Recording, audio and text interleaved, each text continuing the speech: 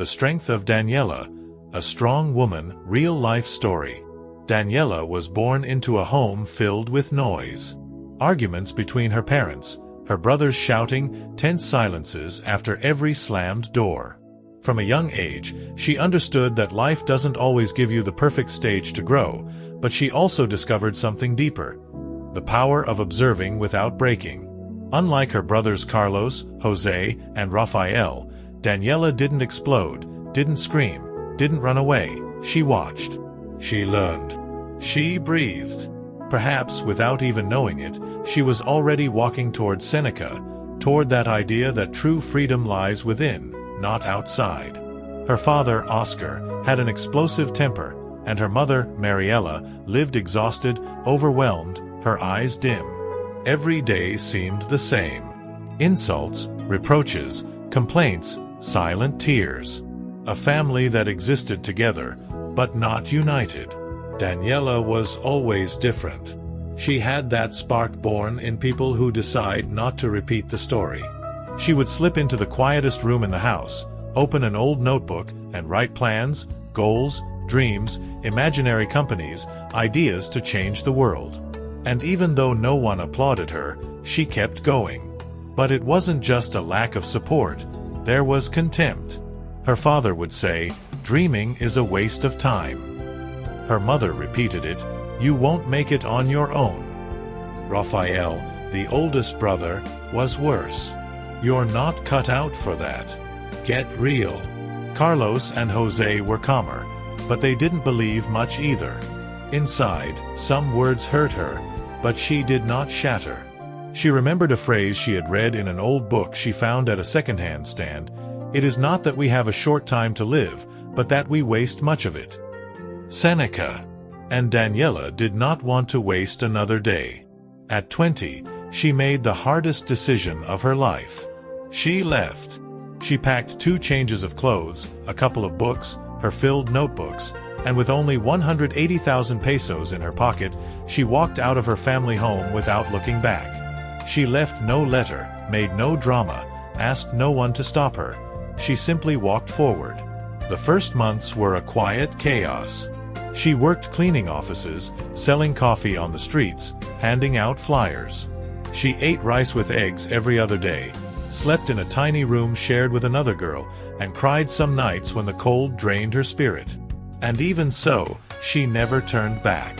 She began studying business administration at a night university, paying semester by semester however she could. She earned scholarships, secured discounts, found better jobs, and always kept her habit of sitting down every dawn to write ideas and plans. During those years, the message from home never changed. Her father, "You're going to fail." Rafael, "It's laughable, you think you can." Her mother, "When are you coming back? It's time to stop the fantasy." But Daniela had already understood one of Seneca's deepest truths: poverty does not come from the decrease of wealth, but from the multiplication of desires. She wasn't chasing luxury. She was chasing freedom.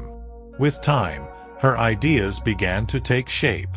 She opened a small digital advertising agency. At first it was nothing. Then it was something. Eventually, it was everything. She started alone with an old laptop. She ended up leading creative teams, negotiating with major brands, traveling across the country. At 28, she owned one of the most visionary agencies in Colombia. At 30, magazines were writing about her. At 32, she was giving international conferences. But the most astonishing thing was this: she never stopped looking back. When she landed her first major contract, she went to find her brothers. "Come with me," she told them. "Let's study. Let's grow. Let's be better than what we lived through."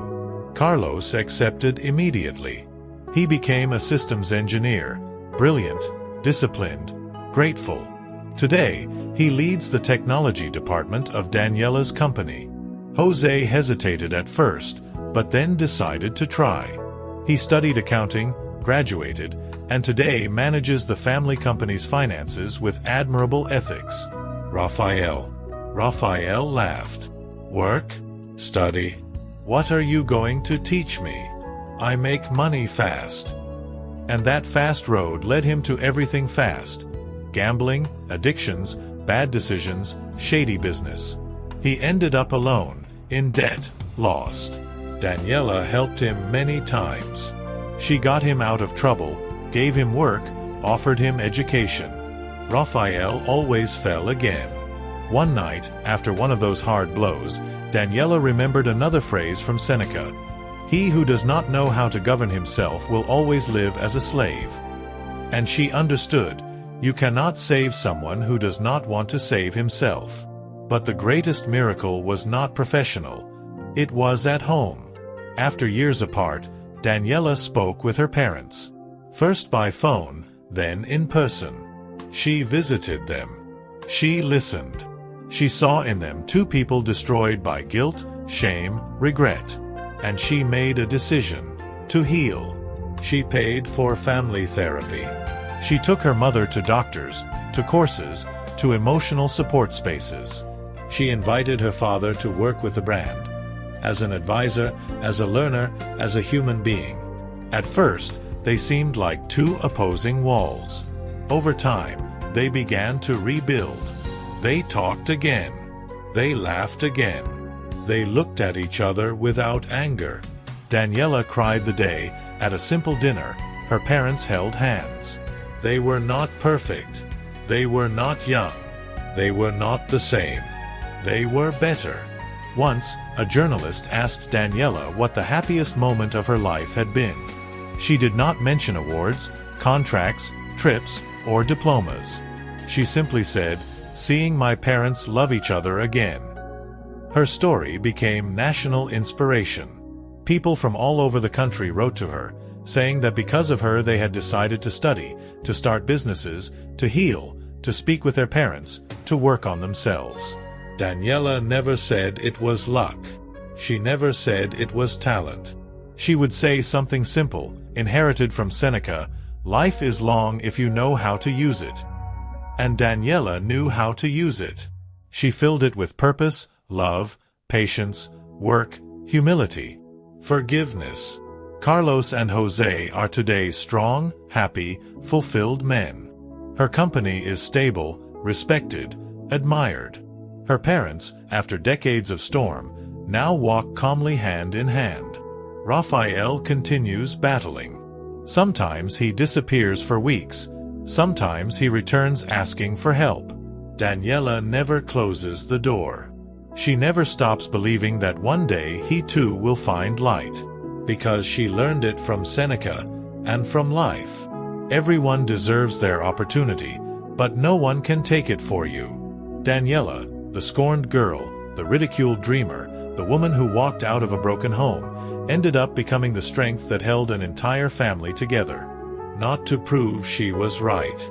Not for revenge. Not to humiliate anyone. But to teach what she had always carried inside. True success is not in what you achieve, but in who you are while achieving it. And Daniela was great. So great she turned the impossible into a home. So strong she didn't need noise to heal. So free she was never again a prisoner of the pain of the past. So human she turned her story into a lighthouse for others. Life did not defeat her. She embraced it and won. Are you interested in Stoicism, personal growth, and life stories? Then subscribe and turn on notifications so you don't miss any videos. And don't forget to follow us on all our social media to stay connected with our community. Join the family of Stoic Stories.